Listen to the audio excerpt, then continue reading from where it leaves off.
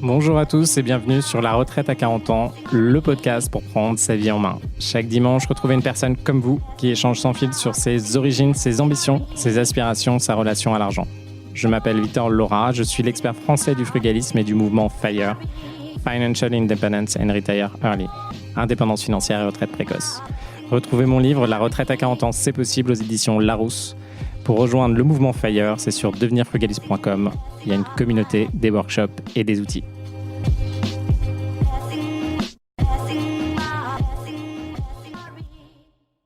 Bonjour à tous et bienvenue dans un nouvel épisode de La Retraite à 40 ans. Aujourd'hui, on va parler de Béa. Béatrice, 32 ans, elle est cardiologue et elle est totalement désabusée. Et c'est pour vous donner un exemple en fait de ce qui se passe aujourd'hui en France, même quand on a fait de longues études et qu'on a dans les jobs qui sont potentiellement les plus rémunérés. Elle est cardiologue, elle a travaillé 70 à 100 heures par semaine pour en arriver là. Elle était payée moins que le SMIC horaire, donc ça c'est les études, c'est un peu le pacte qui est fait lorsqu'on fait des études dans la médecine. En plus on prend des personnes qui ont envie de se dédier aux autres, qui ont envie d'aider les autres et d'aider son prochain. Et d'ailleurs, c'est ce qui apporte aussi le plus de satisfaction pour la majorité des humains, en fait, c'est d'aider son prochain. Et elle s'est dit, ok, je vais tenir, c'est pas grave, ça va le faire. Elle va survivre en tant qu'interne, elle va continuer en tant qu'assistante. Alors, je pense que c'est assistante cardiologue. Ça avance, ça progresse. Et puis un jour, elle arrive, après tant d'années d'études, donc je crois que c'est 8 à 10 ans d'études, elle arrive finalement au Saint Graal, elle est enfin cardiologue. Et là, la réalité, elle frappe très fort. C'est très loin de ses attentes. Et attention, c'est le même cas pour la plupart des personnes dans, je pense, toutes générations confondues, mais nos générations aussi. Toutes les personnes qui ont voulu atteindre un certain statut, un certain métier, où ils croyaient que la panacée était ce métier-là, qu'ils allaient beaucoup gagner ou gagner assez pour avoir une vie confortable. C'est normal de vouloir une vie confortable. C'est normal de vouloir d'avoir une vie où on peut acheter la maison de ses rêves, qui n'est pas forcément un palais, mais au moins une maison sympa. Et là, c'est exactement ce à quoi a été confrontée Béatrice. Elle était en Alsace et elle se retrouvait avec 40 000 euros d'épargne. Elle se rend compte qu'elle n'a pas assez d'argent pour acheter sa maison agréable en Alsace. Et d'ailleurs, ce n'est pas la seule. Vous êtes beaucoup à être frontalier ou habiter en Alsace, à être médecin. J'ai beaucoup de médecins, de cardiologues, d'ophtalmo, des métiers de la santé qui se rencontrent, et je pense aussi à Dijon, il y a eu le même cas, d'un médecin qui se rend compte qu'en fait, il n'a même pas les moyens d'acheter la maison qu'il veut. Il va se retrouver avec un truc d'à peu près, sauf que lui, c'est pas un mec d'à peu près. Et les personnes qui deviennent cardiologues et les personnes qui se lancent dans ces métiers-là, c'est pas des gens d'à peu près, c'est des gens qui veulent se donner pour réussir à atteindre leurs objectifs. Et quand ils se rendent compte que le système ne marche pas et qu'ils n'atteignent pas leurs objectifs comme ça, ce que j'aime bien, c'est qu'ils repassent à l'action. Et c'est exactement ce qu'elle a fait. Elle s'est dit, ok, à partir de maintenant, je m'occupe de moi. D'un point de vue mental déjà, dans un premier temps, elle s'est dit que ça n'allait pas, beaucoup de pression, beaucoup d'heures pour bien gagner sa vie. Donc elle était à entre 10 et 20 000 euros par mois. Elle gagnait très bien sa vie. La seule problématique qu'elle avait, c'était concrètement que ça ne lui allait pas en termes de rythme de travail. Et surtout, elle est mariée avec elle est mariée avec un chirurgien d'ailleurs, où il y a des énormes pressions. On ne se rend pas compte en fait de la pression sociale qu'il y a sur tout le secteur de la santé, où on va utiliser vos cordes sensibles et on va vous dire on a besoin de vous, on n'a pas assez de médecins, vous avez été formés par l'État, on a besoin de vous, grosso modo, sacrifiez-vous pour le bien de la communauté. Sauf que ça ne marche pas comme ça, il faut trouver un équilibre, vous ne pouvez pas vous sacrifier pour le bien de la communauté. Ça dépend du type de personne que vous êtes. Certains d'entre vous vont se sacrifier pendant 10, 20, 30 ans et tenir jusqu'à un moment où leur corps va lâcher parce qu'ils sont peut-être plus costauds. Peut-être que vous êtes plus costaud que les autres, mais à un moment, votre corps va lâcher. Et le problème, c'est généralement plus on attend longtemps, on se met dans des circonstances où on se sacrifie pour les autres sans s'écouter, plus on tombe sur des maladies, sur des grosses dépressions, sur des moments où on n'est vraiment pas bien. Après, heureusement pour certains autres qui sont plus faibles, entre guillemets, qui n'arrivent pas à supporter cette pression-là, leur corps va leur rappeler potentiellement plus tôt et ce sera moins grave qu'ils ils ont un besoin très d'aujourd'hui de changer finalement d'objectif. Et c'est ce qui se passe pour Béatrice. Là, elle s'est dit que c'était trop pour elle, ce rythme de travail, la promesse qui n'était pas en face. Elle s'est dit c'est trop pour moi, elle craque. Et c'est là où elle décide de créer une vie qui correspond à ce qu'elle veut.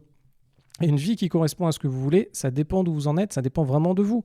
Certains d'entre vous, vous serez très contents d'avoir un 9 to 5, travailler de 9h à 17h avec des équipes qui sont sympas, avec un job où il n'y a pas trop de pression. Mais attention, les jobs où il n'y a plus de pression aujourd'hui, c'est compliqué à avoir.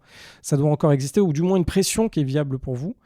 Ils vont être ça. Mais dans le cas de Béatrice, elle se dit, ok, elle craque, elle passe à mi-temps, elle aime son travail, mais là aujourd'hui, elle fait des remplacements. Donc il y a plein de remplacements en France. Donc pour ceux qui sont médecins aujourd'hui qui écoutent, c'est tout à fait possible pour vous de faire des remplacements. Aujourd'hui, à mi-temps remplacement, elle gagne 5 000 € par mois qu'elle arrive à faire. Et en fait, elle travaille un mois sur deux finalement. Donc en travaillant un mois sur deux, elle va travailler un mois. Elle a un équivalent en rémunération de revenus de 10 000 €, mais en fait, elle va le répartir sur 2 mois. Pendant un mois, elle va travailler et pendant l'autre mois, elle va partir en vacances. Et aussi, ce qu'elle va faire, parce qu'il y a beaucoup de besoins dans ces secteurs-là, et peut-être que vous avez des métiers où il y a beaucoup de besoins, elle est très démarchée et en fait, elle négocie pour simplement avoir non seulement les billets d'avion quand c'est nécessaire ou les transports qui sont payés, et aussi son logement qui est payé. Donc là, ça lui permet d'aller dans des endroits, par exemple, là, si elle veut découvrir un peu ce que c'est Marseille, elle va aller travailler à Marseille pendant un mois. Pendant un mois ou pendant 2 mois, elle va aller travailler à Marseille. Elle va être payée. Et en plus de ça, son logement va être payé, etc. Donc, elle va pouvoir vivre de façon différente, aller dans des pays. Donc, elle peut aller même en Polynésie. Donc, il y en a beaucoup. Ma cousine est en Polynésie en ce moment. Elle peut aller à la Martinique. Elle peut aller dans des dom-toms en français. Donc, à La Réunion, etc. Pour profiter finalement d'une vie différente une vie qui correspond à ce qu'elle veut vraiment faire dans sa vie. En plus de ça, ce qu'elle veut, c'est augmenter sa sécurité. Depuis longtemps, elle a voulu faire des investissements. Elle s'était même renseignée quand elle faisait ses études. Elle travaillait beaucoup. Elle s'est dit, bon, il faudrait quand même que je fasse un investissement pour me sécuriser, pour pouvoir m'offrir des alternatives. Mais elle n'a pas pu le faire. Pourquoi ? Parce que les banquiers se sont mal occupés d'elle et elle, l'énergie qu'elle avait en même temps que faire ses études, c'était compliqué. Du coup, ce qu'elle est en train de faire, c'est que là, aujourd'hui, elle passe à mi-temps, elle garde ce mi-temps-là et elle rejoint du coup mon coaching. Alors je sais, peut-être certains vont faire des commentaires sur LinkedIn comme quoi ils vont faire un résumé de cet épisode de podcast en disant qu'ils vendent son coaching. Ben écoutez, je vends aussi mon coaching si ça vous intéresse parce que je sais que ça va vous aider. Et là aujourd'hui, ce qu'elle va faire, c'est qu'elle a rejoint le coaching et on va enfin s'occuper de ces situations. On va rattraper le temps perdu, on va gagner du temps sur les bons investissements qu'elle peut faire aujourd'hui, on va lui générer du patrimoine, on va lui générer du cash flow pour qu'elle se sente allégée de ce côté-là et plus accomplie et qu'en termes de finances personnelles, elle puisse réellement atteindre ses objectifs. Et pourquoi pas à terme ? Donc là, elle se focalise, sachant la situation aujourd'hui, elle mène le chemin seule de son côté, il y a son mari qui est à côté, qui va faire lui-même son propre parcours d'investissement. Et en tout cas, elle se lance dedans pour voir ce qu'elle peut faire, utiliser sa capacité de travail qu'elle a aujourd'hui, son bon statut, ses bons revenus pour faire de l'investissement locatif, pour créer ce patrimoine, créer ce cash flow qui va l'emmener vers encore plus de liberté pour voir vers quoi elle s'enclenche derrière. Donc attention à tous ces pièges de société. Moi, c'est ce que je pourrais dire à tous ceux d'entre vous qui sont comme Béatrice. On a tous ceux qui sont ingénieurs, écoles de commerce, qui sont dans les métiers de la santé, peu importe le métier que vous avez fait. On a beaucoup de pression sociale, beaucoup de personnes qui nous disent qu'on a besoin de vivre la vie de cette façon, qu'on est obligé d'avoir des enfants, qu'on doit avoir des enfants, qu'on doit se marier, qu'on doit avoir un CDI, qu'on doit avoir un métier, qu'on doit rendre ce que la France nous a apporté, etc. Si vous voulez rendre au mieux ce que la France vous a apporté, c'est à vous de devenir fort, c'est à vous de devenir indépendant, c'est à vous de montrer le chemin. Quand vous faites des investissements locatifs, vous devenez de plus en plus puissant. Vous savez comment gérer des petites entreprises qui sont votre immobilier. Vous réparez l'immobilier, vous l'entretenez, vous remettez des limites et des cadrages aux locataires, des choses qu'on n'a plus en France aujourd'hui. Le cadrage n'existe plus. On ne peut plus cadrer des personnes pour dire ce qui est attendu. On le voit aujourd'hui avec cette problématique, entre guillemets, d'assimilation. On le voit aussi d'un point de vue immigration. À un moment, si vous voulez avoir une immigration qui fonctionne bien, on peut discuter de plein de choses, mais c'est exactement comme dans les entreprises. Dans les entreprises, quand vous rejoignez une boîte, vous devez vous conformer au moule de la boîte. Si le moule de la boîte ne vous convient pas, il faut trouver une entreprise où le moule de la boîte vous convient. Et c'est exactement la même chose dans un État. On doit remettre les valeurs de l'État en avant. On doit remettre le respect des autres.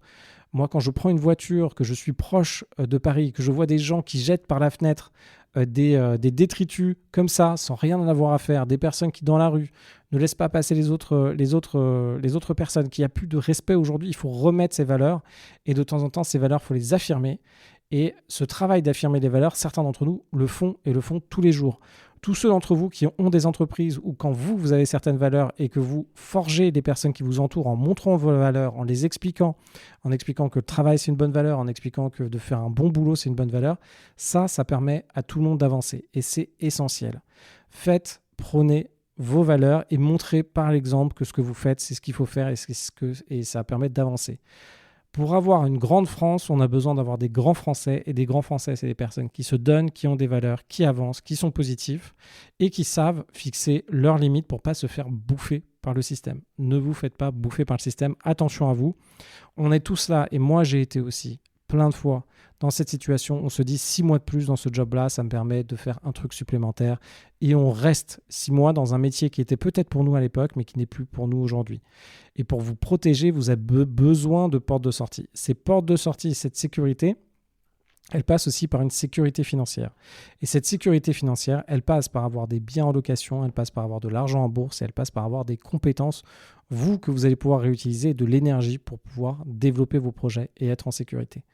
Si vous reconnaissez dans le profil de Béatrice, venez aujourd'hui. À 18h, il y a une conférence et je vous montre concrètement les investissements que je fais aujourd'hui, que vous allez pouvoir faire vous aussi. Je vous montre aussi de façon condensée ce qu'il faut savoir, comment vous positionner, comment négocier, comment trouver les investissements qui marchent et comment vous en sortir, ce dont vous avez besoin aujourd'hui et comment vous pouvez vous en sortir avec le minimum d'énergie dépensée et avoir des résultats qui sont vraiment importants, voire impressionnants.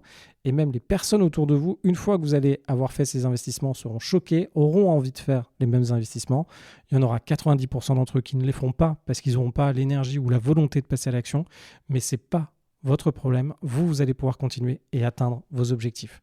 Moi, je vous dis à très vite. Je vous retrouve à 18h aujourd'hui. Vous avez le lien dans les commentaires sur le podcast. Et je vous souhaite un très bon dimanche.